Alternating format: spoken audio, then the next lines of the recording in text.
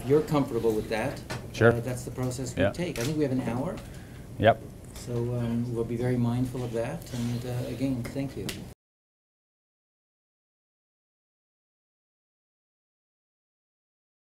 Surprising.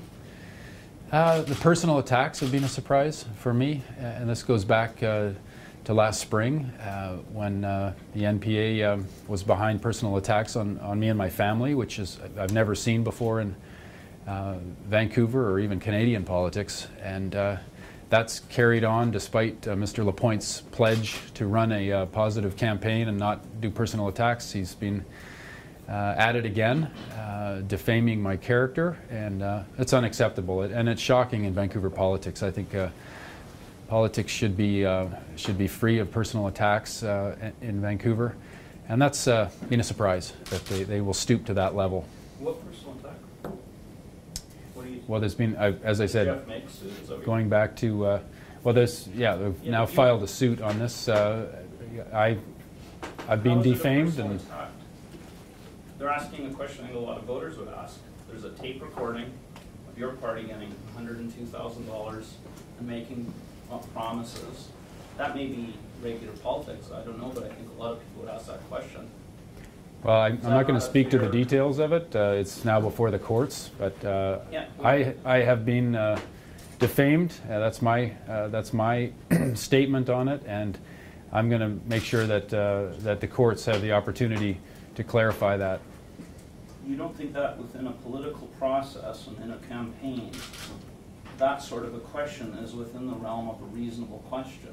I mean, that's the question he's asking. It wasn't a question; it was a statement. He's made statements defaming my character. They've run advertising that is defamatory, and I'm not going to stand back and let that happen to myself and my family.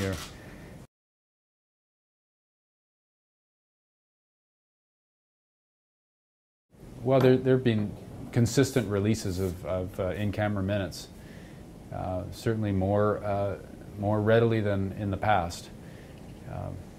I know there was a big one just last week.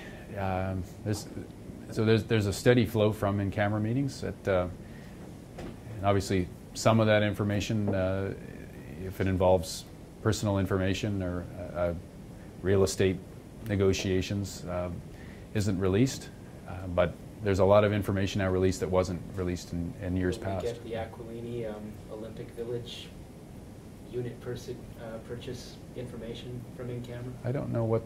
I think that much of that information was released. That was releasable. I don't know the details of what you were looking for there.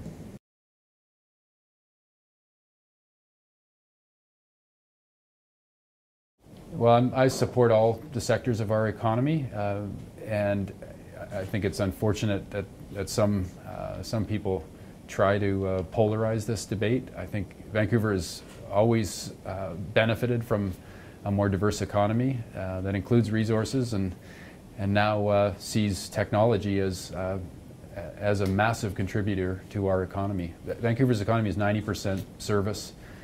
Technology is an enormous industry for our city right now, and I will continue to put my focus where that huge opportunity is. We're seeing thousands of jobs being created in tech companies, creative industries, the green economy.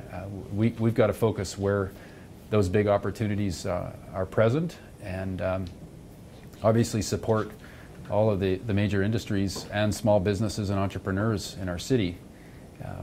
We're strong because of our diversity and the talent of our entrepreneurs, and that's my background. I'm seeing all kinds of opportunity for entrepreneurs in Vancouver, and that's work that the Vancouver Economic Commission is doing. I've worked really hard to increase their budget, to do business missions all over the world, attracting jobs and investment, and we've had great results for 6 years now. And despite coming through a recession, we've seen fantastic growth in our economy, and many cities envy us. And that's something I'm not hearing enthusiasm from Mr. Lapointe and the NPA. They talk about resource jobs, which are very important throughout the province. In Vancouver itself, tech jobs are, are more numerous than oil and gas, forestry, and mining combined, and growing rapidly. So that's where we need to ensure we're capitalizing on a big opportunity. And those are jobs our kids want and can live here in the city getting good work. So I'll keep rolling on that, and rather than dumping on our brightest industry right now for growth.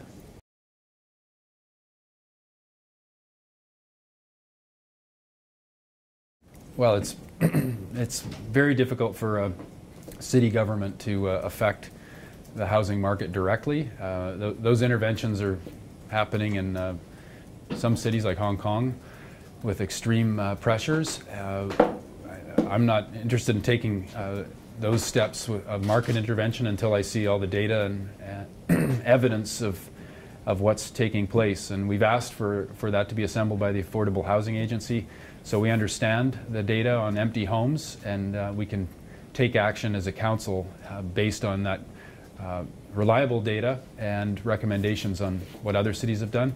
But that, on the market side, the most important step with single detached homes was approving laneway homes across the city and secondary suites. So we've effectively added gentle density throughout the city that takes some sting out of the market when homeowners can have up to 3 units effectively on those lots. But our focus has been on rental housing. Over half the city rents.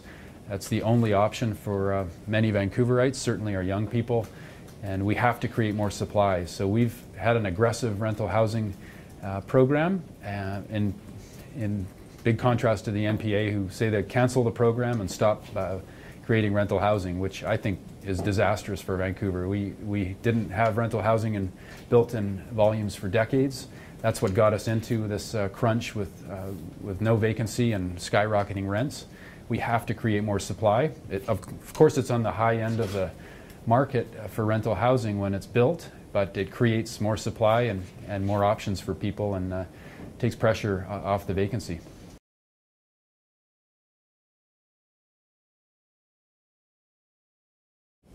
Yeah, and people have strong opinions on all sides of issues, and that's the reality of being the mayor and making decisions that are significant change in the city. We can't sit back and ignore the change that's upon us. We have to be proactive.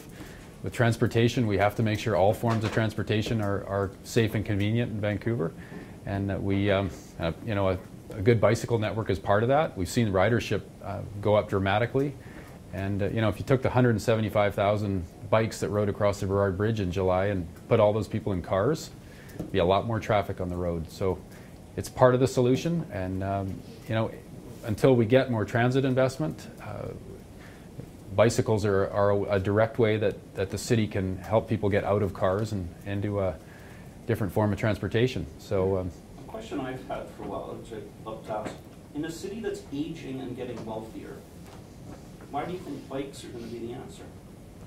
Well, my mother's probably someone who would have voted for you at one point. She said, I'm not going to ride a bike. Like, you hear that all the time.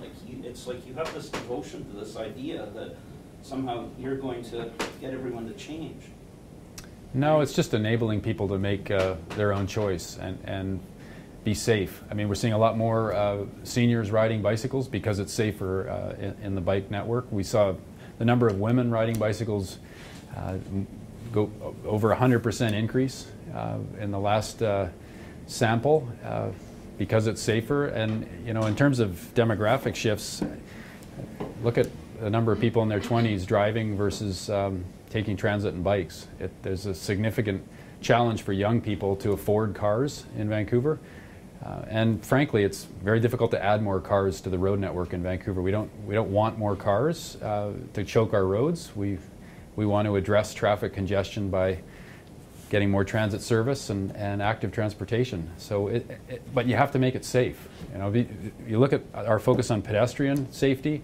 We've seen a dramatic drop in pedestrian fatalities after a couple-year campaign with education and engineering changes, and that's safer to walk. Hopefully that gets more people walking. And you know, these are important steps we need to take as a city to deal with traffic, to improve health outcomes, and give people choices. Ultimately, they're not going to make a choice if it endangers their life. And that's what, when I came into office, riding a bike downtown was few and far between, because it just wasn't safe, and most people wouldn't put their life in their hands.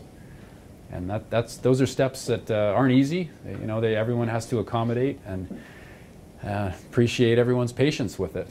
We have to deal with the wobbly edge of that, making sure we're dedicating more money in our budget to ensuring that the VPD can enforce on dangerous cyclists in the upcoming years, because I hear complaints about that and people riding on sidewalks. So you know, we're taking steps to continue improving on this.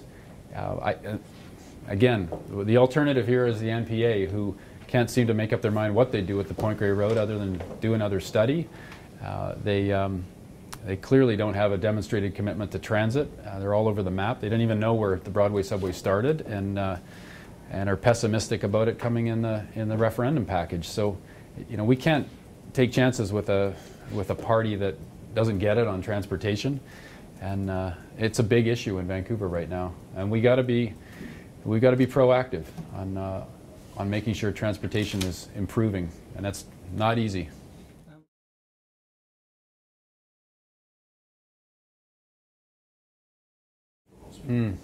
Well, the current traffic predicament is not related to cars versus bikes. It's all about construction downtown, which is you know, a tough challenge on the traffic front, an enormous opportunity for our economy. When we have so much construction activity downtown, it means lane closures at random times throughout the downtown street network that have made traffic much more difficult in our downtown core, and even at times, you know, in Cambie, a lot of construction in Cambie, and that's the toughest piece right now. Our transportation team at the city has put a lot of energy into trying to coordinate all these different private construction projects with the city utility work that takes place, and work on our bridges, so that the network moves more efficiently. But given the scale of construction, the most construction in our city's history right now for several years, it's difficult, and it's a boom that we need to work through. The single biggest improvement we can see in our traffic predicament, though, is with the Broadway subway and getting more bus service, and that's why the transit referendum is so essential.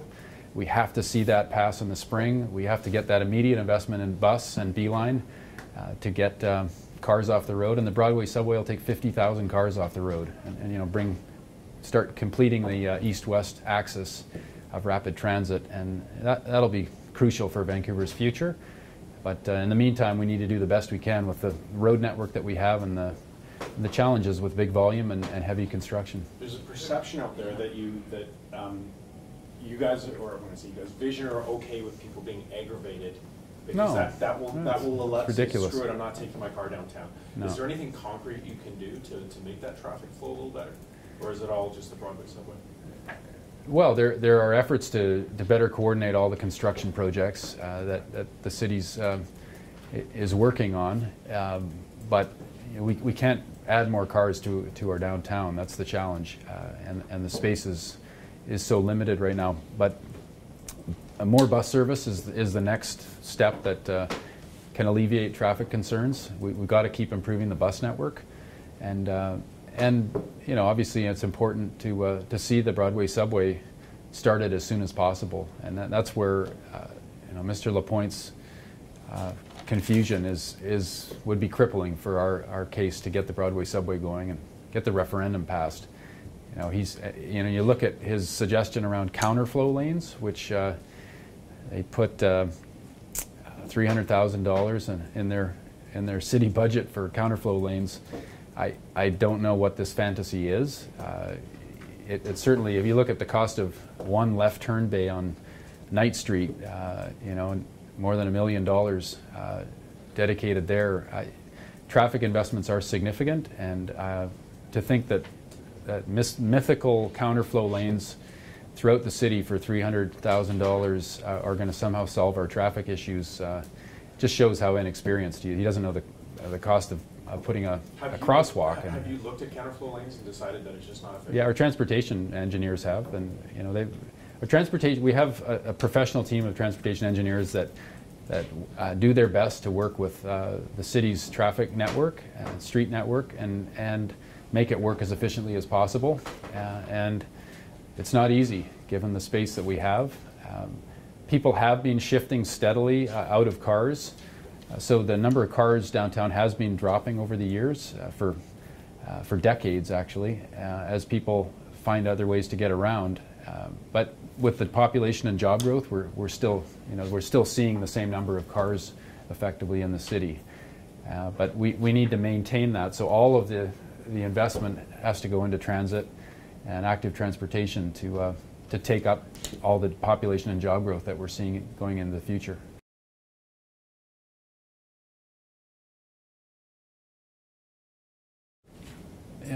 Do-overs. I'd say the Granby Woodlands neighborhood plan that when the city went back to community with the proposal around towers at Commercial and Broadway, that wasn't envisioned in the planning to date. You know, that was a mistake made by city staff, and ultimately I take responsibility for that as mayor, and would rather not have seen that happen. And we effectively have a do-over with that by creating a citizens' assembly and rebooting the process to figure out exactly how we do deal with growth and affordability in Granby Woodlands. That's probably the most clear example that of one that we're doing over.